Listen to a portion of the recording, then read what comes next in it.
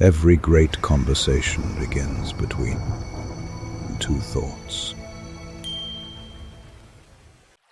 Sorry, I slept, genuinely, almost 9 hours last night, and I feel like I barely slept at all. That's actually one of the most common complaints in sleep research right now. People sleeping enough hours by the numbers and still waking up feeling like they haven't rested at all. Which is deeply unfair. I did the hours. I followed the rules. Why am I still sitting here barely able to hold a conversation before my second coffee? Because hours are only one part of the equation, and honestly, probably not even the most important part. Sleep quality, timing, what you do before bed, how you wake up, all of these things affect how rested you feel in ways that the number of hours simply cannot capture. So I could sleep 10 hours and still feel terrible if I'm doing the wrong things. Consistently. And there are 6 specific things, backed by solid sleep research, that most people do without realizing they're directly undermining the quality of the sleep they're getting. 6 things that explain why you can spend 8 or 9 hours in bed and still feel like you've barely rested. Tell me all 6, in order of how guilty I probably am. Okay, the first one, and this one affects almost everyone who uses an alarm, is waking up in the middle of a sleep cycle rather than at the end of one. And the science behind this is genuinely important to understand. The 90-minute cycle thing. Exactly. Sleep doesn't happen in one continuous state. It happens in cycles, each approximately 90 minutes long, moving through different stages of light sleep, deep sleep, and REM sleep. And a 2026 study published in PLOS One, involving over 2,000 adults, confirms something researchers have suspected for decades. Sleep inertia, that heavy, groggy, barely functioning feeling on waking, is directly linked to when in the sleep cycle you wake up, not just how many hours you slept. So waking up mid-cycle, in the middle of deep sleep, feels dramatically worse than waking up at the end of a cycle, even if the total hours are the same. Measurably worse. The researchers found that alarm-forced wake times, times that interrupt the natural cycle, caused measurable fragmentation of REM sleep and significantly higher tiredness on waking compared to people who woke at cycle-aligned times. Same total duration, completely different experience of waking. Which is why sometimes 6.5 hours feels better than 8, because 6.5 might be closer to the end of a natural cycle. Precisely. 5 90-minute cycles is 7.5 hours. That's why 7.5 is often recommended, rather than around 8. The number that completes a cycle is what matters, not the number that sounds like enough. So the fix for this one is, what? Calculate backwards from when you need to wake up in 90-minute blocks and set your alarm accordingly. That's the practical version. Go to sleep at a time that puts your wake up at the end of a cycle, rather than the middle of one. And if possible, on weekends or days without fixed commitments, allow yourself to wake naturally, without an alarm, and notice how much better that feels. Your body knows where the cycle ends. The alarm often doesn't. What's the second thing? Phone in bed, and specifically the blue light and the mental stimulation, both of which do something very specific and very damaging to sleep quality that most people don't fully understand. Most people know the blue light thing, but I don't think most people know what it actually does. Blue light suppresses melatonin, the hormone that signals to your brain that it's time to sleep. But the mechanism is more significant than most people realize. Research shows that even 30 to 60 minutes of blue light exposure before bed can delay melatonin onset by up to 90 minutes, which means your body clock is being told it is not night yet, even if it's midnight, even if you're exhausted. So you fall asleep later than your body intended, which means you either sleep less or you sleep past your natural wake time into the middle of a cycle. Both of which compound the tiredness. But the mental stimulation piece is equally important and less talked about. The brain needs what researchers call a wind-down period, a transition between the active problem-solving social stimulated state and the quiet ready-for-sleep state. Scrolling social media or watching emotionally engaging content keeps the nervous system activated right up to the moment you close your eyes, and an activated nervous system does not enter deep sleep easily. It's like trying to fall asleep while someone is still talking to you. Exactly that. The content keeps the brain in response mode, alert, processing, which is the opposite of what sleep requires. The fix, and this is uncomfortable for most people, is a genuine screen-free wind-down. 30 to 60 minutes before bed. Not because it's a nice idea, because the neuroscience requires it. What's the third thing? Inconsistent sleep and wake times. And this one is about something called circadian rhythm, the body's internal 24-hour clock, which regulates almost every biological process, including when cortisol rises, when melatonin is released, when body temperature drops, and when the brain cycles through its deepest repair phases. And inconsistent sleep times, like sleeping at 11 on weekdays and 2 in the morning on weekends, throws that clock off. Significantly. A 2025 systematic review found that circadian misalignment, sleeping and waking at inconsistent times, consistently disrupts the HPA axis function and elevates cortisol dysregulation, which is the same hormonal pathway that drives that heavy afternoon energy crash most people experience regularly. So social jet lag, shifting your sleep schedule on weekends, is actually creating a hormonal disruption similar to flying between time zones every single week. Researchers literally call it social jet lag, and its effects on energy, mood, cognitive function, and metabolic health are measurable and significant. The fix is one of the hardest things in modern life: consistency. Same bedtime, same wake time, every day, including weekends. Within 30 minutes, ideally. Not because it sounds healthy, because your biology requires a consistent signal to regulate itself properly. The fourth thing. Alcohol before bed. And this one, because alcohol is sedating, is perhaps the most misunderstood item on the list.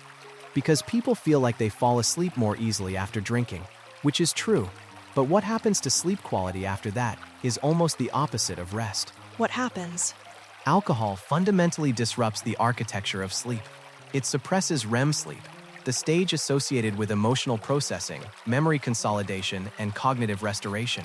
It causes the body to metabolize the alcohol during the night, generating a rebound arousal effect in the second half of sleep, causing fragmented lighter sleep and early waking. And it disrupts what researchers call sleep onset associations, the brain's learned connection between certain conditions and sleep, making the brain more dependent on the sedating effect to fall asleep at all over time. So even moderate alcohol before bed, even 1 or 2 drinks, is robbing you of the most restorative phases of sleep while making you feel like you're sleeping more. Consistently. The sedation is real. The rest is not. And the tiredness the next day is not a hangover in the traditional sense. It's the direct result of a night of architecturally disrupted sleep. What's the fifth thing? And this one is something almost nobody talks about. Checking your phone immediately upon waking, which triggers what's called a cortisol spike at exactly the wrong moment. Wait, cortisol spikes are bad in the morning? Not inherently. Cortisol naturally rises in the morning. It's part of what wakes you up and prepares you for the day. In fact, research published in Oxford Academics' Sleep Journal describes this cortisol awakening response as a crucial part of the body's preparation for daily function. But it needs to rise gradually, naturally, in response to light and gentle movement, not in response to immediately encountering emails, news, social media, and notifications the moment your eyes open. Because that triggers a stress response before the brain has even fully woken up. Before the prefrontal cortex, the rational thinking part, is properly online, which typically takes 15 to 30 minutes after waking. Research on sleep inertia shows that the brain's anterior cortical regions only receive normal daytime blood flow after approximately 15 minutes of being awake. Before that, you are literally not thinking clearly, and loading stressful information into a brain that isn't yet equipped to process it properly starts the day in a stress state that can take hours to recover from. So the cortisol spike from the phone combines with the sleep inertia period and creates this anxious, foggy, half-awake state that colors the whole morning. For many people, the whole day. The fix is deceptively simple. Keep the phone out of the bedroom entirely. Or at minimum, do not look at it for the first 30 minutes after waking. Allow the cortisol awakening response to complete its natural arc. Allow the brain to reach full function before exposing it to demands and information and other people's urgencies. The morning belongs to you first, before it belongs to anyone else. One of the most important reframes for daily energy management. And the sixth thing, the last one, is perhaps the most counterintuitive of all. Staying in bed too long trying to sleep more when you can't. Wait, staying in bed is bad for sleep? In specific circumstances, yes. When you can't sleep but stay in bed anyway, scrolling, lying awake, watching the clock, you are doing something very specific to your brain's relationship with your bed. Sleep researchers call this sleep onset associations. The brain learns through repetition. And if you regularly associate your bed with wakefulness, with anxiety about not sleeping, with screen time, with frustration, the bed stops being a cue for sleep. It becomes a cue for arousal instead. The bed that was supposed to signal sleep starts signaling wakefulness. Because that's what the brain has experienced there repeatedly.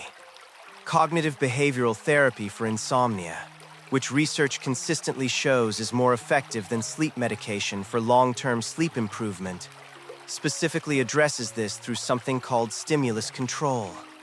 The core principle: use the bed only for sleep. If you can't sleep after approximately 20 minutes, get up. Do something calm and non-stimulating in low light, and return to bed only when genuinely sleepy. Over time, the brain relearns.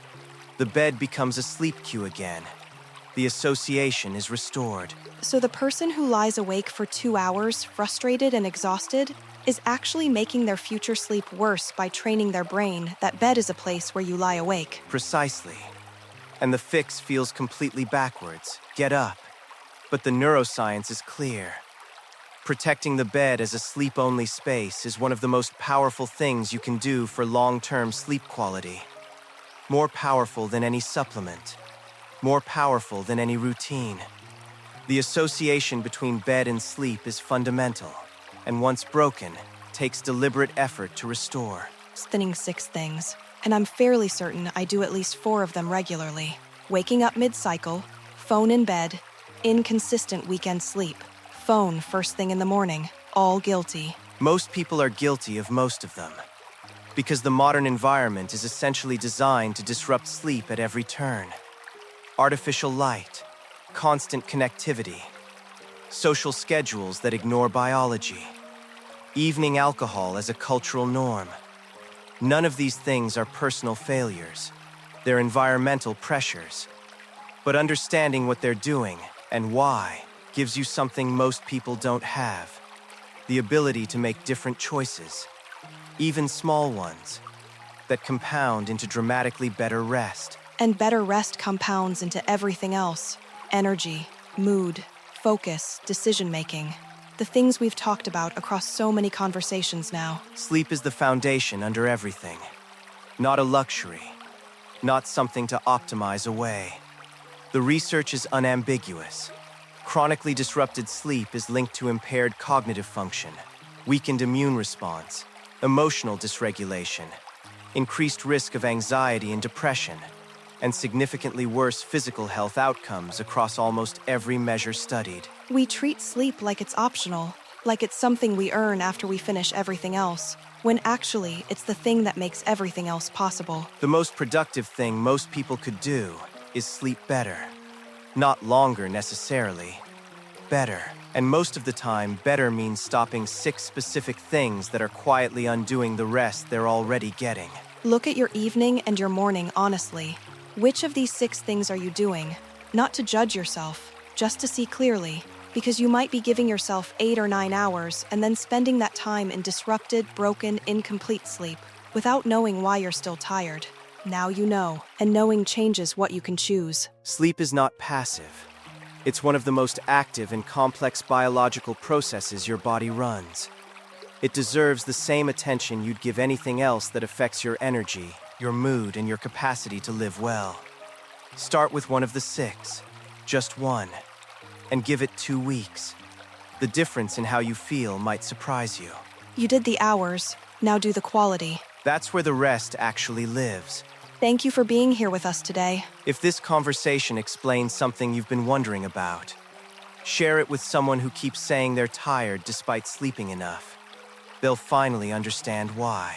And our question before you go: which of the 6 things do you think is affecting your sleep the most right now? And which one will you change first? Tell us in the comments. We read every single one. Always. Until next time. Stay curious, stay kind, and tonight sleep a little better than you did last night.